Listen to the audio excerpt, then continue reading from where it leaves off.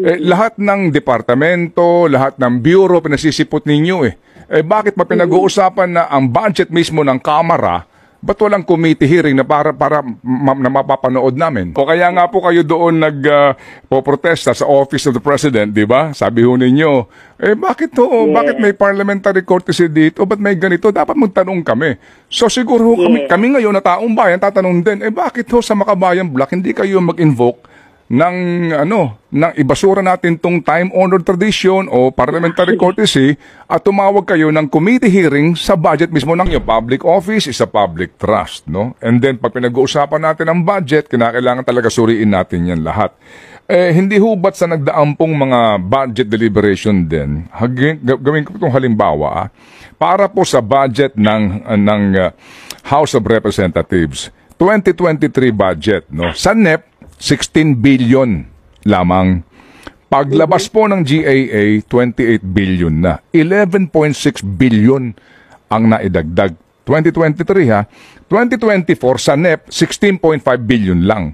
Paglabas ng GAA, 28 billion na. 12.1 billion, 73% ang in-increase. Tanong namin dito, kailan pa po nagkaroon ng open public hearing para pag-usapan po ang budget ng Kamara? Yeah, actually yan, kasama yan sa dinidiscuss kapag deliberation ng budget. So nagkakaroon ng portion kung saan dyan ay... Kailan pa po ito pinag-usapan in open hearing at who defend the budget of the House? Ang nagde-defend po niyan ay member of the House din.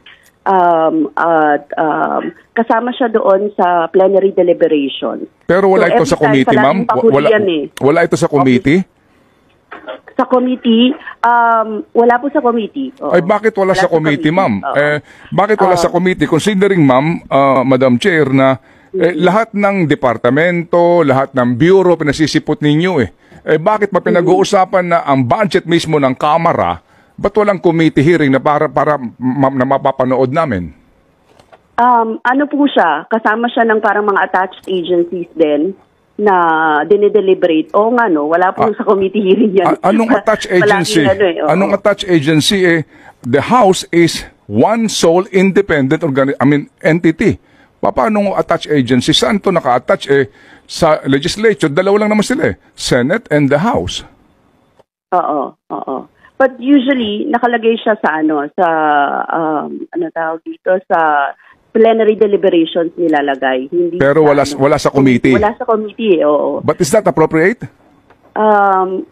Actually, that has been tradition. Yun. Doon tayo pupunta. Ito yung time-honored tradition. Di ba, ma'am? Ang tawag doon, time-honored tradition po ba tawag doon? Oo, but we do not believe in it. Kami sa Makabayan, we question everything. Yes, ma'am. Opo, kaya nga po kayo doon nagpoprotesta sa Office of the President, di ba? Sabi ho ninyo, bakit to? Bakit may parliamentary courtesy dito? Ba't may ganito? Dapat magtanong kami. So siguro kami ngayon na taong bayan, tatanong din, bakit ho sa Makabayan Block hindi kayo mag-invoke ng ibasura natin tong time-honored tradition o parliamentary courtesy at tumawag kayo ng committee hearing sa budget mismo ng Kamara? Actually, pwede naman i-entertain yung suggestion na yan. I will ask, pwede kami mag-meeting ng Makabayan. Opo. O kaya po, mahirap itong gawin because you will be ostracized. Siyempre, kasama yun, kabahagi yun. Palagi naman kami ostracized. Hindi na kami bago doon, Ted. Ibig sabihin, kahit naman anong gawin namin, we're in the opposition. Kaya talaga yung Opo. Pero ma'am, just to stress the point, kayo mismo nagsasabi na walang imbitasyon ang Makabayan Block sa anumang committee hearing on the proposed budget of the House of Representatives. Oo, wala siya. Kasama lang siya sa plenary every time. Yes, opo. So yung nga po ang tanong din namin. So is it fair nga na meron kayong pinatatawag lahat ng department, bureaus, etc. to be present and to defend the budget, pero ang House mismo walang committee hearing, walang defense niyan sa committee at doon na lang po yan inaaprubahan sa plenaryo nang hindi man lang po pinagdidebatehan? Hindi, pinagdedebatehan siya. Actually, wala lang nagtatanong. ganun yung itsura niyan. Walang nagtatanong, walang parang katulad din sa Senate, ganyan din yung form nila, di ba? So, it passes, pero in-open sa plenary for deliberation. So, yun sa plenaryo siya yung time na yun. Baka takot magtanong ang mga kongresista. Tapos kami, hindi naman namin nabubusisi kasi nga, ang dami rin namin inaasikaso. But anyway, that's a good point. Opo, yes ma'am. Actually, well taken point. Opo, pero ma'am, kami ho dito, sincerely we appreciate your presence kasi tatado na lang kayo dyan eh.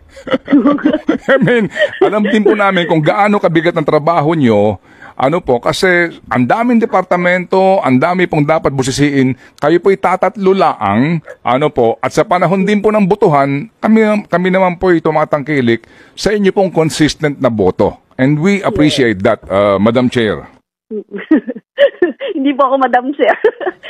At hindi ako magiging Madam Chair kasi minority ako. Yes, ma'am. Hindi po kasi dinadaan ko lang sa presiding officer na si Chacha. Okay. Third person po ako. Opo.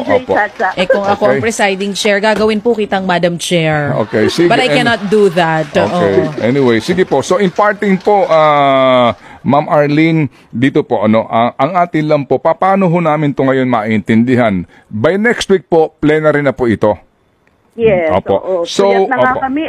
Opo, so plenary. Grabe, ang daming dokumento. Yes, ma'am. Yes, ma'am. Mga ahensya. And sabi nga nila, ginusto mong maging miyembro niyan. So, yan ang mga kapalit yan. Di ho ba, ha?